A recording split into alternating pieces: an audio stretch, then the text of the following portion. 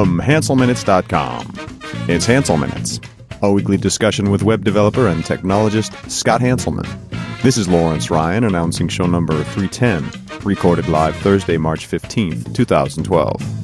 Support for Hansel Minutes is provided by Telerik RAD Controls, the most comprehensive suite of components for Windows Forms and ASP.NET web applications.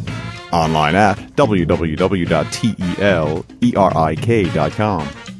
In this episode of the Startup Series, Scott talks with Rob Walling about purchasing small companies or online applications and revitalizing them. Hi, this is Scott Hanselman, and this is another episode of Hansel Minutes, and I'm doing the Startup Series as I discover interesting new startups. It's not necessarily a regular thing, but here's two in a row. We're talking to Rob Walling, who has an interesting startup story, because he has acquired some code that, maybe I wouldn't have acquired. I don't know. Rob, how's it going? It's going well. Thanks for having me. So you acquired a product that was already out there. You've acquired some data. Tell me about what you got. Yeah, so the product is called HitTail, and it was built in 2005. I think it either went live in late 2005 or 2006. And shockingly enough, it was written in Classic ASP. I don't know why they didn't do .NET, because it was, we were at .NET 2.0 by then, 2.5? Anyways, yeah, so they wrote it in Classic ASP, and I've been a customer of it for several years. It's essentially, it's an application that gives you suggestions for keywords that you should target if you do search engine optimization. And so I've been a customer for several years, and it started having a lot of downtime due to hardware problems. The code has been quite solid, but they were having servers that were failing and such. So in 2011, they had like a 5-day outage at one point. And so I basically got in touch with the former owner and acquired the product, and we closed late August of 2011. And did you know it was written in Classic ASP? I didn't, not until I got in touch with her. I should have looked. Everything has the ASP extension. I had just never paid attention. When you use a software as a service app, I don't tend to look at the extension of things. And I had no idea if it was PHP or ASP.NET or anything. Just never thought about it, never consciously came to the forefront. Yeah, most apps that I use, I don't. I don't know about most people, but I don't. Even as a developer, I've been writing .NET since 2002 and Classic ASP before then. I don't. Sometimes I'll look if I'm curious. If something's particularly slick, I'll say, "Oh, is this a Microsoft thing? Is it written in stuff I work in?" Because I can be really proud of it. But not for most apps. I think I just go about doing them without asking what they're written in. I wrote a blog post last week about what I call dark matter developers, and talking about the developers that we don't see on the blogs and they don't go to conferences and stuff. And a lot of people understood where I was coming from, but a reasonably large group of people felt they were kind of offended because I was implying that people who were on the blogs and presumably people like myself, so I think there was some ego that was associated with that post, implied that we're moving the web forward while you guys kind of sit in the background and work on Classic ASP and COBOL and stuff like that. So then a large amount of people kind of came out of the darkness and said, we're getting work done, we're doing really useful stuff, I'm working on, code that might be 20 or 30 years old, but, you just can't beat an RPG program on an AS400 when it comes to like raw productivity, even now. So I thought it was interesting that a number of people were like, just because you can't see us doesn't mean we're not getting a lot of work done. And I realized that the post may have come off that way. So I don't want to sound like Classic ASP, I'm looking down on it, because not everyone, there's perfectly good work being done right now in .NET 1 and 2. But at the same time, I do remember doing Classic ASP more than 10 years ago, I think even 15 years ago. When you saw that, did you, when you're in the process, you're having the conversation, did it give you pause at all? Did you look down your nose at this Classic ASP and maybe not think about not acquiring it? It did give me pause, and the biggest reason is not even a looking down my nose at it. It was more of a, can I go back to that development environment? Can I go back to not being able to step through debug and do response.writes and having weekly type variables and just all the stuff that comes along with that? And I just remember the transition from Classic ASP to .NET as I made it back in 2001, 2002, and how good that felt. And I didn't even really remember Classic ASP. I haven't touched it since then. I mean, it's been 10 years.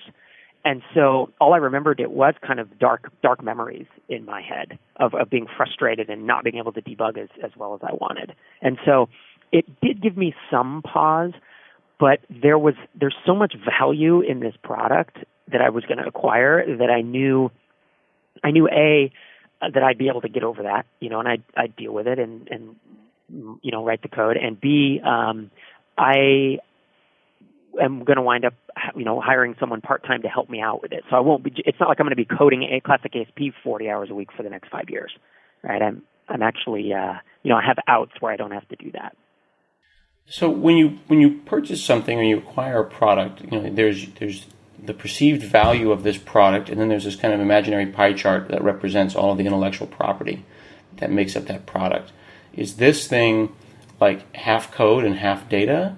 Or what does that pie chart look like? Like how much of this is legacy code and versus how much of this is just really interesting data that's in a database somewhere? Because I think if a lot of it was data, I would feel more comfortable about older code. Right, in terms of the value of actually paying for this.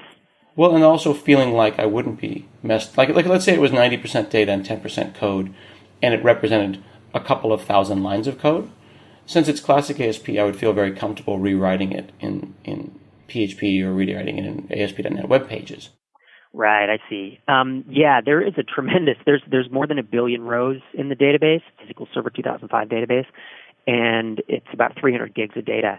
And so that contains a lot of the kind of the intelligence, and a lot of the legacy of the app and a lot of the value of actually acquiring it. There are, I would estimate, I don't think there are 10,000 lines, somewhere in the 5 to 10,000 lines of code range. And there's quite a bit of JavaScript. There's a lot of hand-coded JavaScript because there was no jQuery back then. And so there's Ajax in there that's been just hand-coded from scratch.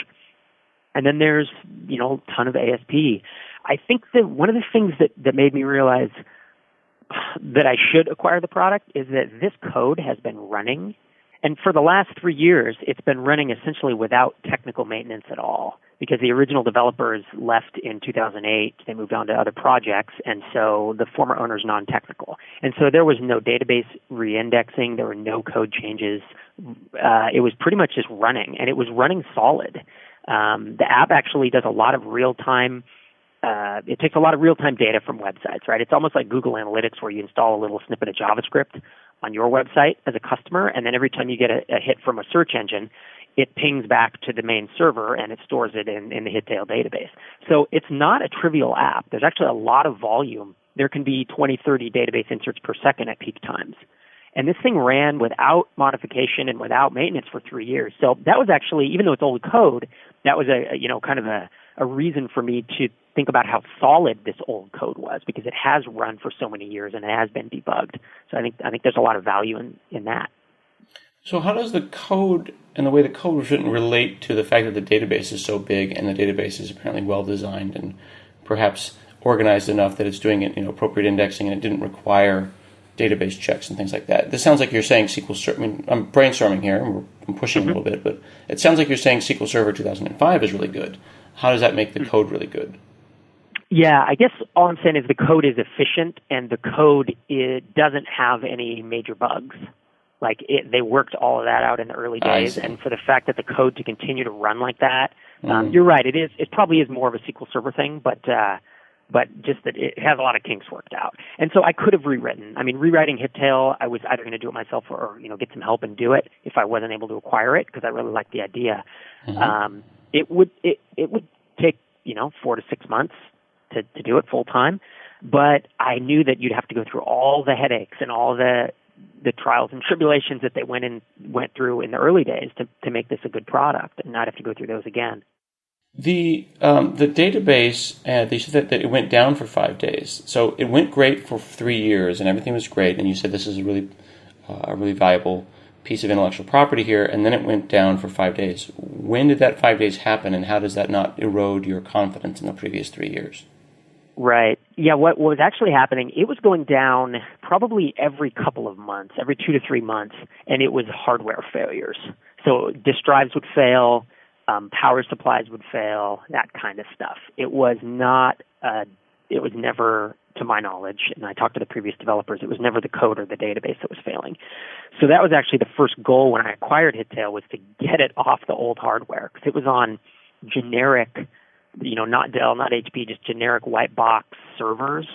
And I think they'd been purchased used on eBay in 2006. Mm-hmm. I mean, it was a really low budget operation. And so obviously these hard drives failing is just, naturally going to happen. The 5-day failure came in, I think, May of 2011. And then I wound up contacting them in June and getting it in August.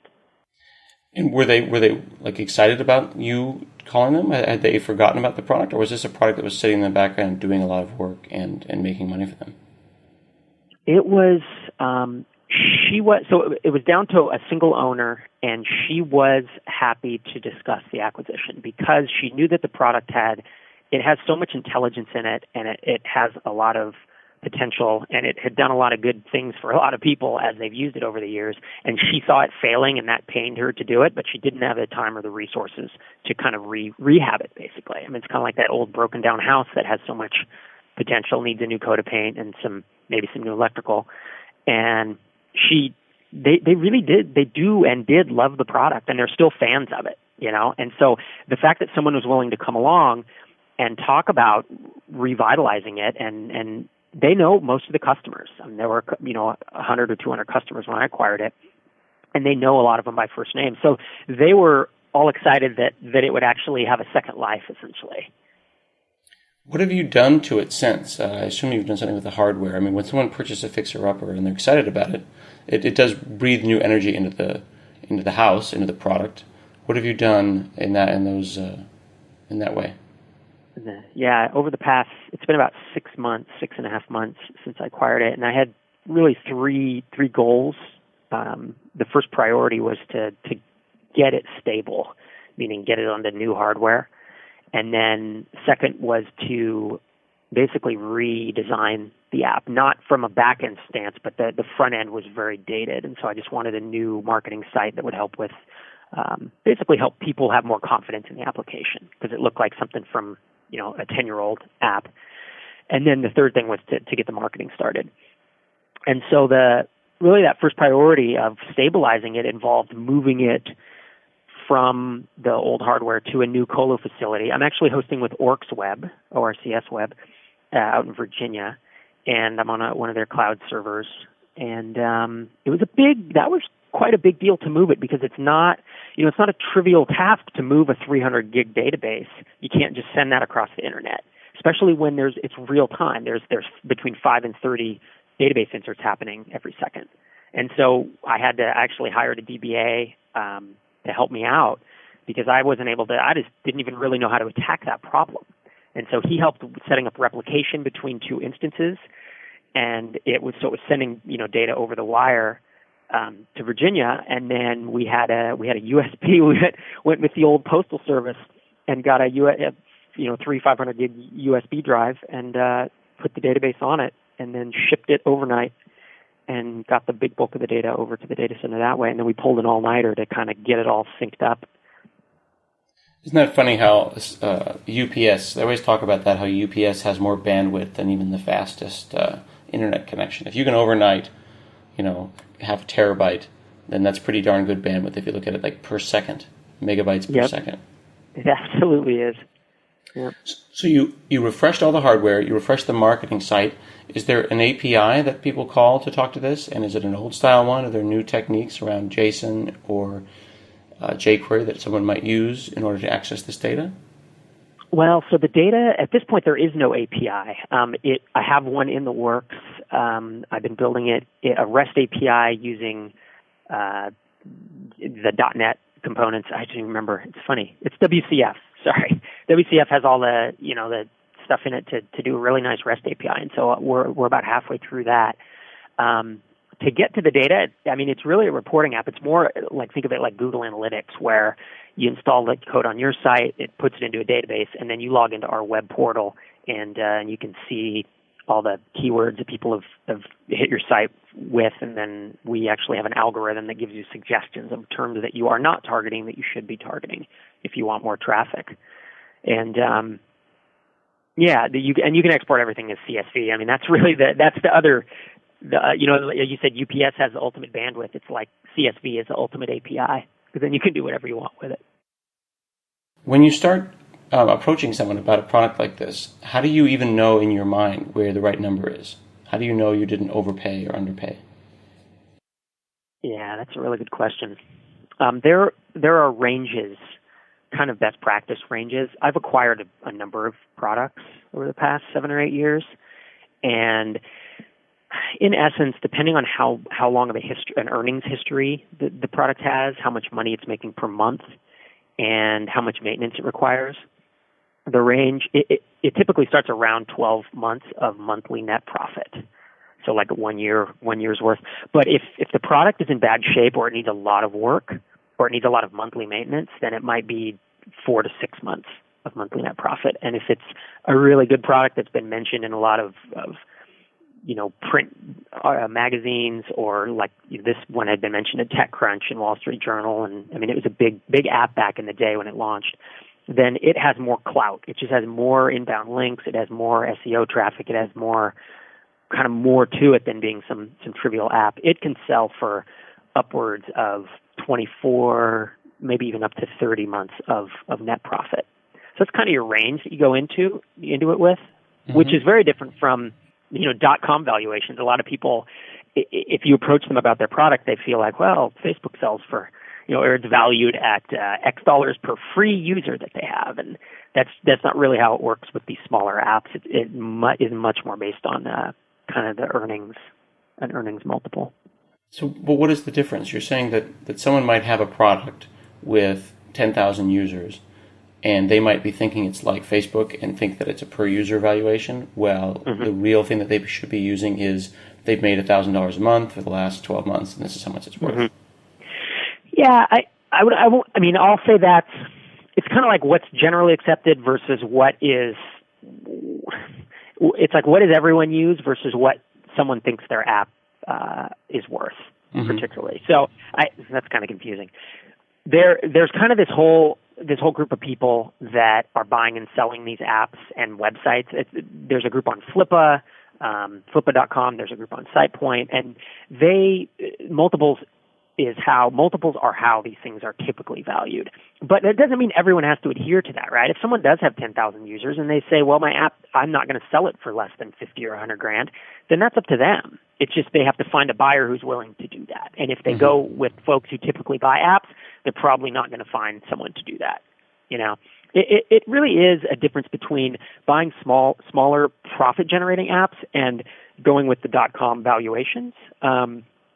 If you start an app that is going to be a social network and it is going to be wildly successful and you have 10,000 people already, then maybe you could convince someone that it's going to have massive growth. But an app like HitTail or other apps I bought, they aren't going to scale up that quickly. And so I would never value them based on free users or anything. I mean, there's kind of a formula that you can rely on for that.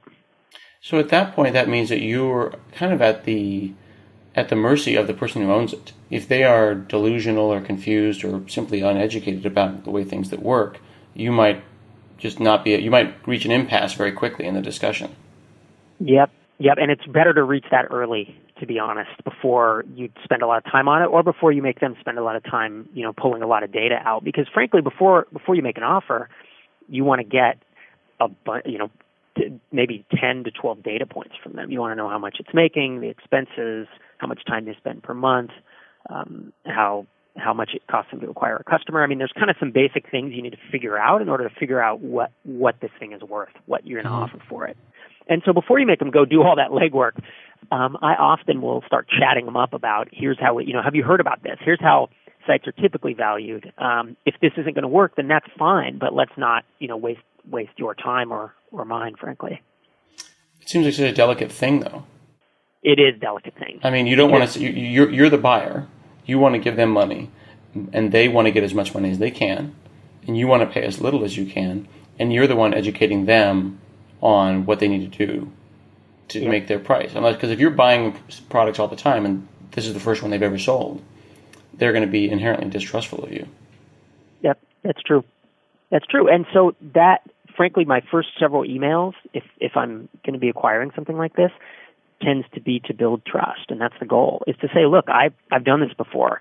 Here's my blog. Here I am on LinkedIn. Like, I'm a real person. I've written a book. I own these other apps. Like, I really try to be transparent, to say I'm accountable because I'm a real person. I'm not just some email address that's kind of emailing you out of the blue.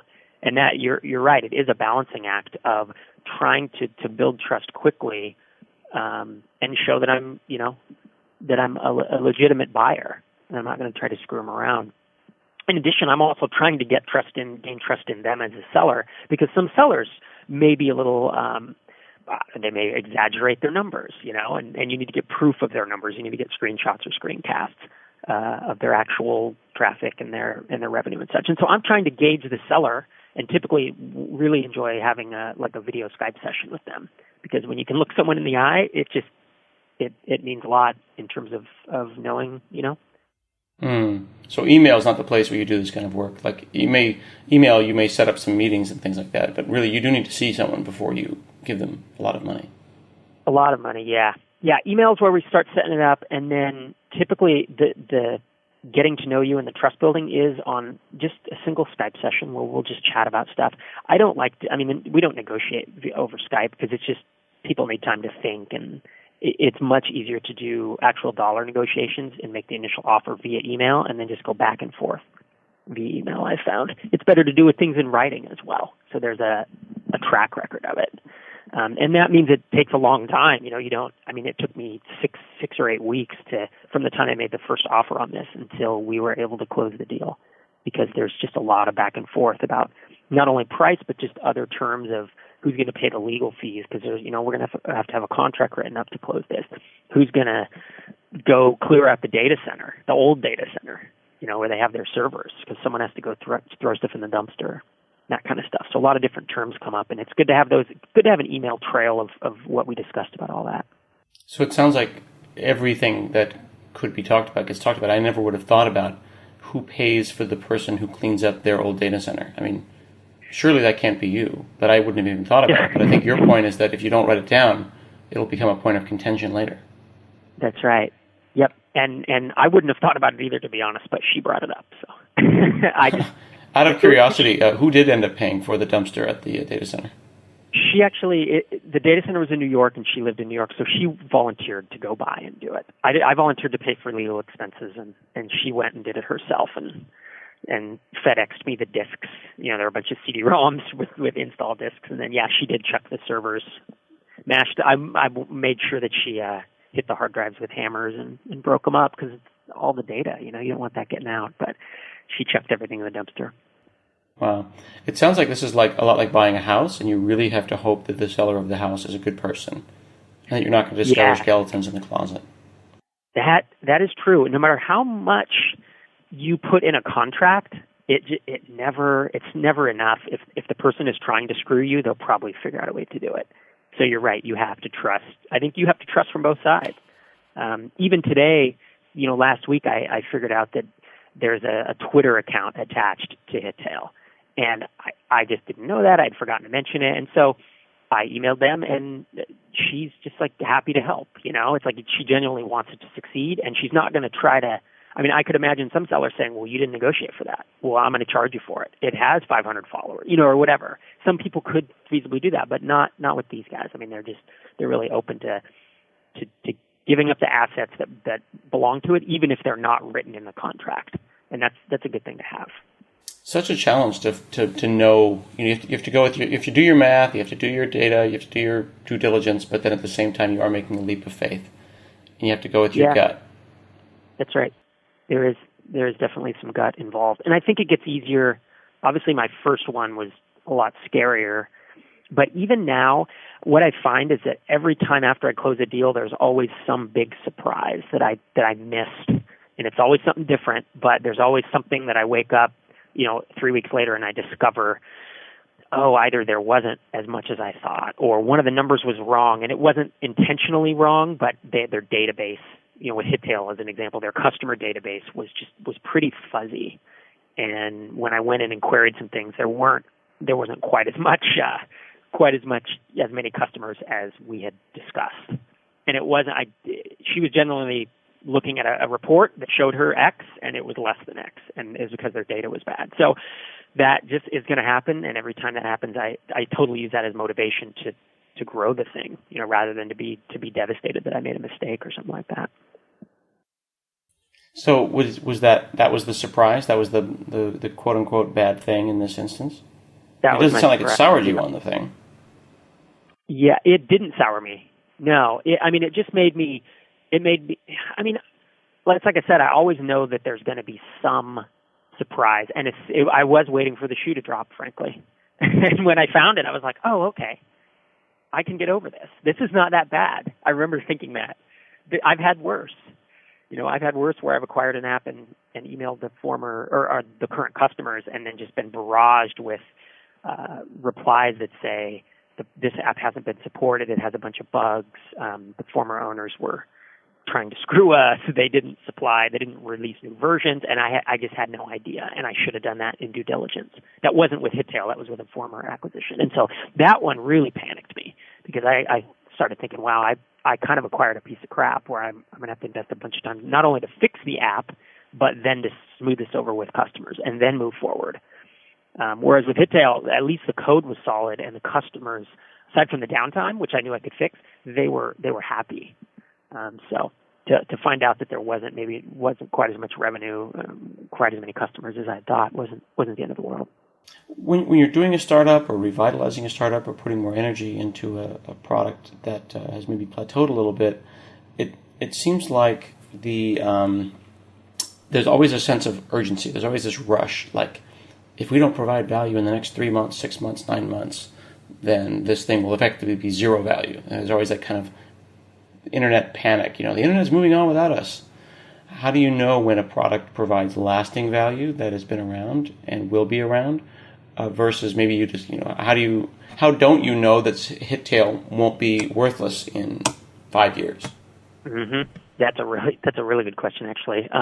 So most of the products that I own are in smaller niches, and they're kind of evergreen in the sense that I own invoicing software. It's like people are always going to need to invoice. That's not in the category of something that's going to go out of style. Hittail is probably the most startup-ish thing that I've acquired. Where you're right, it could feasibly. What if Google suddenly changed and decided not to send any keywords? They've already made a change where if you're logged into Google and you do a search, your keywords are not sent to that website anymore. And so now I can't get those through Hittail. So it actually reduces the number of keywords we can track by about 10%. But yeah, what if suddenly tomorrow Google turned off the spigot the whole way and doesn't allow any keywords? Hittail would literally be out of business. There would be no value in Hittail. So there is a risk there, and I knew that up front. But at the same time, it's kind of a weighted risk, right? It's like I don't think Google is going to do that. I know that this tool has run for 5.5 years, and it's not algorithm dependent. It doesn't depend on Google's algorithm. It has code and infrastructure that has run and that has worked and that has continued to provide value. I've been using it myself, and so I knew that. I didn't even have to go ask customers if this thing worked.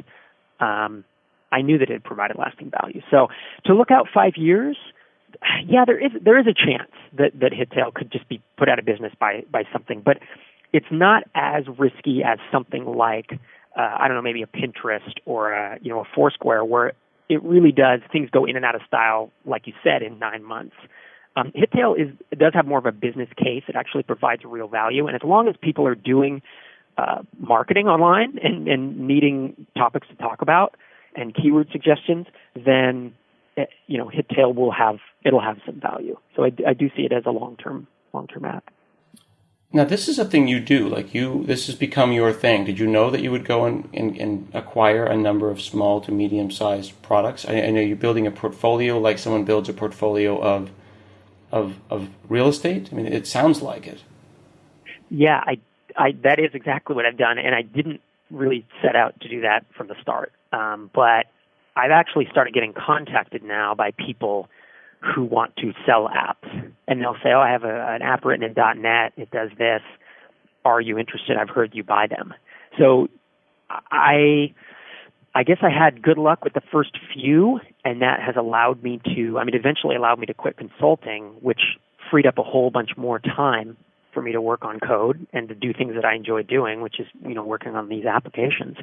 And then from there, as new opportunities come by, sometimes it's actually a lot of times it's just a lot faster to buy it than it is to build it, And since I have there's money coming off of the apps that I've already purchased, there's some money there to buy these new ones. And so while it may cost, $10,000, $20,000 to buy one of these apps, it saves me and or a developer who I would hire 6 months of time. Then it's kind of a no-brainer in terms of the payoff. Is there a plan for how you want your portfolio to look? I do have criteria. I really like to stay in pretty small niches. I like for things to be evergreen, like I said, meaning that they're going to be able to serve customers for years, and it's not some flash in the pan thing. My wife's on Pinterest, and I think Pinterest is going to be huge, but I will probably not buy anything dealing with Pinterest because I just don't know. It's almost that, how Warren Buffett doesn't invest in tech stocks? I like to think of myself like I realize I'm surrounded by technology, but I'm trying not to be on those fast trains that can either skyrocket, kind of gold rush, or they go up and then crash pretty quick. And so I really do go after smaller, more business-oriented things that can be sold based on value, meaning that they either save someone money or they make them money. Because I don't know how to sell. I wouldn't even know what to do with a game, as an example, or a social network. I wouldn't know how to market that. I wouldn't know how to get people to use it. It doesn't make sense. Whereas I can tell someone, this will save you time on your invoicing, or this will make you money because more people will pay. That's a pretty standard thing in all of my products. I liked your example early on when you said that people will always have to do invoicing. That's a very kind of fundamental attitude. There are things people will always want to do. Will people always want to pin things to their Tumblr? Who knows, right? Posturous got bought by Twitter a couple days ago, which effectively means Posturous is going to die. It was a ridiculous thing, and everyone's going to lose, And if it's one of those products where they make no money and they provide no actual business value, they simply have users and users are fickle, then I can totally understand why you'd want to stay in a small niche. I've heard from a number of people who make small products that the nichier that you are, the better. Like I know a guy who makes point-of-sale software and back-end office software for eye doctors. That's awesome. Super niche, and there's like 6 people in the space. Yep. And there's so many benefits that come with that. You're marketing. You're not marketing against large companies like Microsoft, who really, or Google or Facebook, who have big marketing budgets and who really know what they're doing. You're marketing against other really small companies. And in addition, if you do build a better product, it actually can circulate because word of mouth is really strong in small niches. And frankly, it's just, if you are successful, no one's ever going to swoop in from Google and try to attack that niche and take you out.